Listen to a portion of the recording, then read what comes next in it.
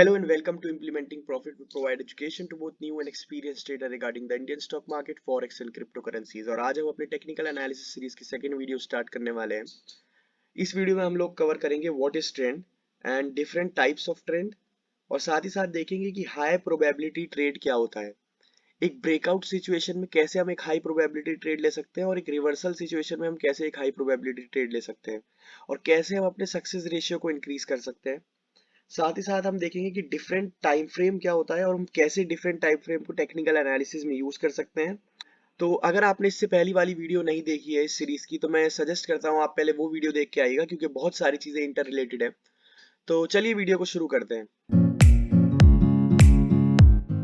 Trend की बात करें तो ट्रेंड का मतलब है कि मार्केट के ओवरऑल डायरेक्शन को ट्रेंड बोलते हैं।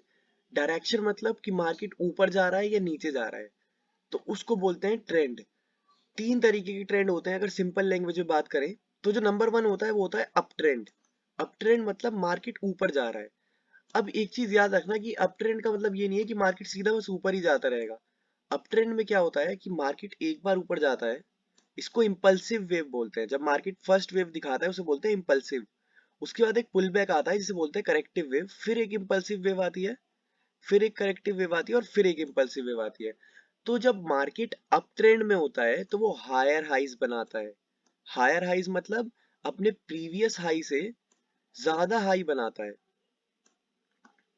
तो सपोज ये एक प्राइस था 90 का, तो मार्केट जब सेकंड टाइम एक वेव शो करेगा या एक इंपल्सिव वेव आएगी मार्केट में, तो जो नेक्स्ट हाई बनेगा वो प्रीवियस हाई से ज्यादा होगा, यानी कि सपोज ये होगा 100 का। ऑलराइट। और जो लो बन रहे होंगे, तो अगर ये प्रीवियस लो 85 का था, तो जो नेक्स्ट लो बनेगा एक अप ट्रेंड में वो प्रीवियस लो से ज्यादा होगा, यानी कि ये सपोज ये 95 का होगा। ऑलराइट। तो मार्केट एक अप ट्रेंड में क्या बनाता है, मैं फिर से बता देता हूँ। मार्केट एक अप ट्रेंड में हायर हाइज बनाता है और हायर लोज बनाता है। हायर हाइज मतलब हाई भी हाई बनते हैं प्रीवियस हाई से, जो नेक्स्ट हाई होगा वो हाई बनेगा, ऊपर बनेगा, और जो लो होगा वो भी प्रीवियस लो से नेक्स्ट लो जो होगा वो ऊपर बनेगा। तो अप ट्रेंड में क्या होता है, एक इंपल्स वेव आती है, फिर करेक्शन आता है, फिर एक इंपल्स वेव आती है, फिर करेक्शन आता है, फिर एक इंपल्स वेव आती है। तो ऐसा नहीं है कि अगर मार्केट पुल बैक ले रहा है, गिर रहा है, तो इसने ट्रेंड बदल दिया। उसके लिए हम लोग ट्रेंड आइडेंटिफाई करने के लिए कि एक ट्रेंड बदल रहा है या फिर एक पुल बैक आया है, उसके लिए हम फिबोनाची टूल यूज करते हैं, और भी चीजें होती हैं देखने के लिए। तो उनको हम जब सीरीज में आगे बढ़ेंगे तो जब कवर करेंगे। ठीक है। तो नंबर वन ट्रेंड था एक अप ट्रेंड, और सेकंड ट्रेंड होता है एक डाउन ट्रेंड। डाउन ट्रेंड भी सेम होता है कि मार्केट एक इंपल्स वेव शो करता है नीचे के लिए, फिर एक पुल बैक आता है, फिर नीचे जाता है, फिर एक पुल बैक आता है, और फिर नीचे जाता है। तो इसमें वो क्या करता है, लोअर हाइज बनाता है। यानी कि प्रीवियस हाई अगर एक 90 रुपीज का था, तो जो नेक्स्ट उसका हाई बनेगा वो बनेगा 80 रुपीज का। ऑलराइट। तो लोअर हाइज बनाता है मार्केट एक डाउन ट्रेंड में। ये हाई था, फिर एक उससे लोअर हाई बनाया, फिर जो नेक्स्ट हाई होगा वो उससे भी नीचे होगा। ऑलराइट। और लोअर लोज बनाता है। जो लो थे, ये मार्केट का लो था, ये हाई था, तो जो ये लो था, जो नेक्स्ट लो होगा प्रीवियस लो से नीचे होगा। ऑलराइट। तो मार्केट कभी भी एक ही डायरेक्शन में मूव नहीं करता। मतलब अप ट्रेंड चल रहा है तो ऐसा नहीं है कि मार्केट सीधा ही मूव करता रहेगा, नहीं। एक बार इंपल्सिव वेव देगा, फिर थोड़ा सा पुल बैक लेगा, फिर इंपल्सिव वेव देगा, फिर पुल बैक लेगा, फिर इंपल्सिव लेगा। ऐसी डाउन ट्रेंड में एक बार इंपल्सिव वेव आएगी, फिर करेक्शन आएगा, फिर इंपल्सिव वेव आएगी, फिर करेक्शन आएगा, और फिर इंपल्सिव वेव आएगी। ऑलराइट।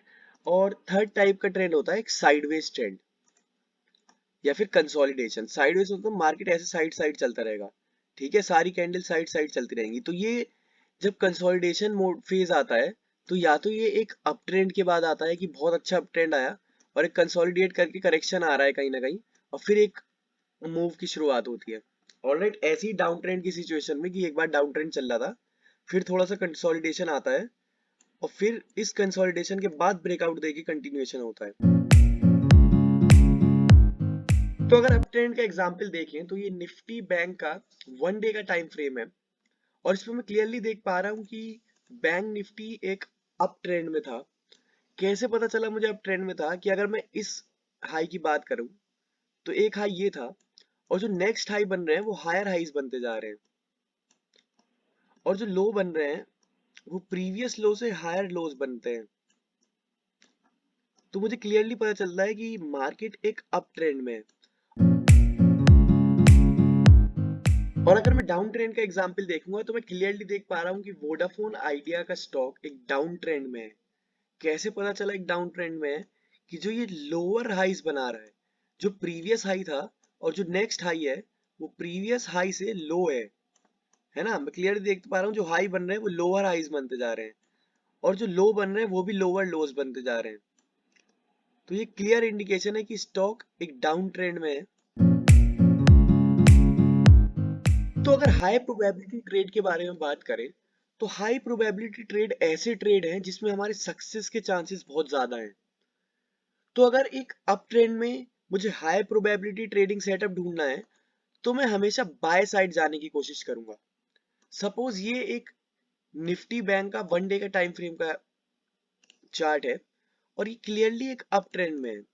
तो मुझे अगर यहाँ से एक हाई प्रोबेबिलिटी ट्रेड ढूंढना होगा तो मैं कोशिश करूंगा कि ये एक डबल बॉटम बनाए या फिर इस सपोर्ट जोन से एक अच्छा कुछ मॉर्निंग स्टार पैटर्न शो करे, उसके बाद एक मूव आए यहाँ से, तो मैं यहाँ एक बाय ट्रेड इनिशिएट करूंगा। तो मेरे लिए अप ट्रेंड में हाई प्रोबेबिलिटी ट्रेड एक बाय ट्रेड होगा, है ना। वही ना, अगर मैं कहीं ना कहीं सेल ट्रेड लेने की कोशिश करता हूँ एक अप ट्रेंड में तो उसकी चांसेस है कि वो फेल हो जाए। और अगर मैं एक डाउन ट्रेंड की बात करूं तो डाउन ट्रेंड में मैं अगर हाई प्रोबेबिलिटी ट्रेड लूंगा तो वो एक सेल ट्रेड होगा। ऑलराइट, मैं कोशिश करूंगा कि एक डाउन ट्रेंड में मैं सेल ट्रेड लूं। और वही अगर हम एक कंसोलिडेशन या साइडवेज मार्केट में बात करते हैं तो साइडवेज मार्केट में एक हाई प्रोबेबिलिटी ट्रेड वो होगा जिस डायरेक्शन में ब्रेकआउट आए। ऑलराइट, मैं पहले ही एग्रेसिव एंट्री नहीं ले सकता कि मार्केट एक अप ट्रेंड में था और फिर कंसोलिडेट कर रहा है तो ये ऊपर ही ब्रेकआउट देगा, नहीं, ये नीचे भी ब्रेकआउट दे सकता है। तो साइडवेज मार्केट में जिस साइड ब्रेकआउट मिलता है वो हमारे लिए एक हाई प्रोबेबिलिटी ट्रेड हो सकता है। लेकिन हम लोग एक अप ट्रेंड में प्रीफर करेंगे कि हमें ऊपर ही ब्रेकआउट मिले, वरना हम उस स्टॉक को अवॉइड कर देंगे। या फिर हम एक डाउन ट्रेंड में देखेंगे कि हमें नीचे ही ब्रेकआउट मिले। ऑलराइट, अगर हम ट्रेडिंग सेटअप की बात करें, हाई प्रोबेबिलिटी ट्रेडिंग सेटअप, तो अगर सपोज एक ब्रेकआउट ट्रेड था, इस चीज को ध्यान से समझिएगा, ये बहुत इंपॉर्टेंट चीज है। अगर एक ब्रेकआउट ट्रेड था और मार्केट इस जोन को ब्रेक कर देता है, ये एक रेजिस्टेंस जोन था। ऑलराइट, अगर आपको नहीं पता रेजिस्टेंस जोन क्या होता है तो मेरी प्रीवियस वीडियो देखिए, उसमें सब कुछ मैंने क्लियर किया है। ये याद रखिएगा कि हम एक अप ट्रेंड में हैं, तो अप ट्रेंड में हम लोग बाय साइड जाएंगे, है ना। एक प्रीवियस रेजिस्टेंस का ब्रेकआउट आया तो यहाँ पे हाई प्रोबेबिलिटी ट्रेड क्या होगा कि ये इस पॉइंट को रीटेस्ट करे। रीटेस्ट मतलब जो प्रीवियसली एक रेजिस्टेंस जोन था अब वो स्टॉक के लिए एक सपोर्ट जोन बन जाए। या तो यहाँ पे मुझे एक हैमर कैंडल नजर आए या फिर यहाँ पे मुझे कोई मॉर्निंग स्टार पैटर्न नजर आए। मॉर्निंग स्टार पैटर्न नहीं पता तो प्रीवियस वीडियो देखिएगा। ऑलराइट, या फिर क्या हो कि मार्केट एक डबल बॉटम का सपोर्ट ले ले। डबल बॉटम क्या है उसके बारे में अभी हम आगे पढ़ेंगे। डबल बॉटम एक चार्ट पैटर्न होता है जिसमें क्या होता है कि सपोज ये एक रेजिस्टेंस जोन था, मार्केट ने इसे ब्रेक कर दिया, अब यहाँ से सपोर्ट ले रहा है। एक बार सपोर्ट ली, ऊपर गया, वापस आके उसी पॉइंट से सपोर्ट ली, फिर ऊपर जाता है, तो हम इस पैटर्न को डबल बॉटम पैटर्न बोलते हैं। डबल बॉटम क्योंकि एक बार सपोर्ट ले ली, फिर वापस आया, फिर से सपोर्ट ले ली, तो डबल बॉटम बन गया। और अब यहाँ पे अगर मैं बाई ट्रेड इनिशिएट करता हूँ तो ये एक हाई प्रोबेबिलिटी ट्रेड होगा। ऑलराइट, अगर यही चीज हम रिवर्सल में देखें तो रिवर्सल में अगर मुझे कुछ सेम पैटर्न नजर आता है कि मार्केट यहाँ गया, नीचे आया, वापस ऊपर गया, फिर रेजिस्टेंस फेस करी, तो यहाँ पे मैं एक सेल ट्रेड इनिशिएट कर सकता हूँ। ऑलराइट, और ये एक हाई प्रोबेबिलिटी ट्रेड होगा, क्यों? क्योंकि एक बार पहले रेजिस्टेंस फेस कर चुका, फिर से एक बार रेजिस्टेंस फेस कर रहा है, तो ये एक डबल टॉप पैटर्न हो गया। तो टाइम फ्रेम क्या होता है ये? तो सिंपल लैंग्वेज में अगर बात करें, जैसे मैं अभी 1 डे के टाइम फ्रेम पे हूँ, तो 1 डे के टाइम फ्रेम का मतलब ये है कि जो ये एक कैंडल है ये पूरे 1 डे का प्राइस मूवमेंट बता रही है कि पूरे एक दिन में प्राइस में क्या मूवमेंट आया, प्राइस ऊपर गया, नीचे गया, क्या उसने हाई बनाया, क्या उसने लो बनाया और कहाँ उसने क्लोजिंग दी। ये पूरे दिन का डाटा एक कैंडल शो कर रही है अगर मैं 1 डे के टाइम फ्रेम पे हूँ। ऐसे ही जब मैं एक 5 मिनट के टाइम फ्रेम पे जाता हूँ तो हर अब जो कैंडल बन के आ रही है ये हर एक कैंडल 5 मिनट के प्राइस मूवमेंट को शो करेगी। मतलब कि पिछले 5 मिनट में क्या हुआ है वो ये कैंडल शो करेगी। हर एक एक जितनी भी ये कैंडल है सब एक 5-5 मिनट की कैंडल है। तो 5 मिनट में क्या प्राइस में चेंज आया है वो ये कैंडल बताएंगी। तो अब बात करते हैं कि हम डिफरेंट टाइम फ्रेम को कैसे यूज कर सकते हैं। तो सबसे पहले इंट्राडे की बात करते हैं। तो इंट्राडे के लिए कि मैं सबसे पहले क्या करूंगा, एक वन डे के टाइम फ्रेम पे आऊंगा। वन डे के टाइम फ्रेम पे मैं देखूंगा कि प्रीवियस डे की कैंडल मुझे क्या शो कर रही है। ऑलराइट, अगर मुझे आज के दिन की मार्केट एनालिसिस करनी होती, जो कि ये कैंडल चल रही है आज के दिन की चल रही है, सपोज करते हैं अभी ये दिन स्टार्ट नहीं हुआ, मुझे प्रीवियस डे से एनालाइज करना है कि आज मार्केट में क्या होगा। तो वन डे के टाइम फ्रेम पे मैं क्लियरली देख पा रहा हूँ कि मार्केट एक अप ट्रेंड में था, उसके बाद अब फिर से एक पुल बैक ले रहा है, जहाँ कहीं ना कहीं सेलिंग नजर आ रही है मुझे, है ना। तो मैं सबसे पहले चेक करूंगा कि मुझे प्रीवियस डे की कैंडल क्या शो कर रही है। तो अगर मैं इस केस में देखूंगा, तो ये वाली कैंडल को अगर हम इग्नोर करते हैं जो आज की चल रही है और प्रीवियस डे की कैंडल को देखें, तो प्रीवियस डे कैंडल में कहीं ना कहीं अपर प्राइस रिजेक्शन शो किया था। तो कल भी हमें कहीं ना कहीं बायर्स वीक नजर आए थे। तो आज हम जो ट्रेड प्लान करते हैं वो ये देखते हैं कि ये एक सपोर्ट जोन था। ऑलराइट, तो बड़े टाइम फ्रेम पे हम इंपॉर्टेंट जोन ढूंढते हैं।